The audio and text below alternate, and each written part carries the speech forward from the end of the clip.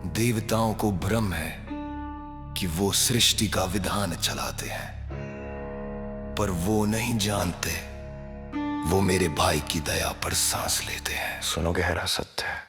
पाताल के नीचे जब शेष करवट लेता है, तब जाकर हिमालय का हर एक पर्वत हिलता है। नारायण क्षीर सागर में मेरी कुंडली पर विश्राम करते हैं। सृष्टि के पालनहार भी मेरे फन पर अभिमान करते हैं। मैं अयोध्या का अनुज मात्र नहीं, मैं काल सर्प हूँ, सूर्यवंश के मुकुट का सबसे भीषण दर्प हूँ। अहंकार स्वयं मृत्यु भी मेरे द्वार पर घुटने टेक कर आती है, क्योंकि मेरी आंखों में उसे अपनी चित्ता नजर आती है। राम मर्यादा है, वो विष को पी नहीं सकते, पर मैं वो कंठ हूँ जिसके बिना वो जी नहीं सकते।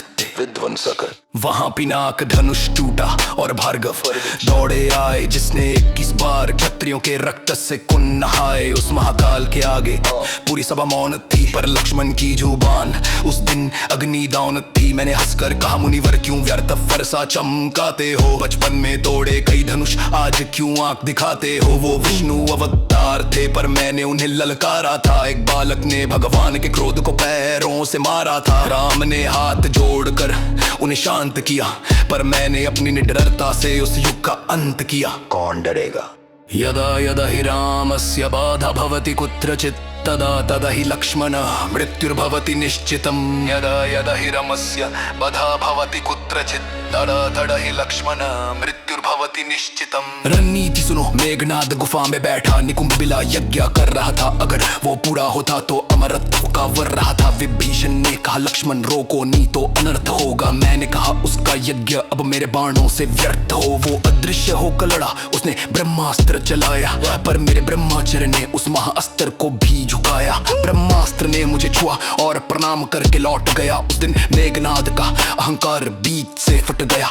मैंने उसका सिर काटा और धरती पर नहीं गिरने दिया, ताकि राम देखे उनके सेवक ने क्या निर्णय लिया। सर्वनाश।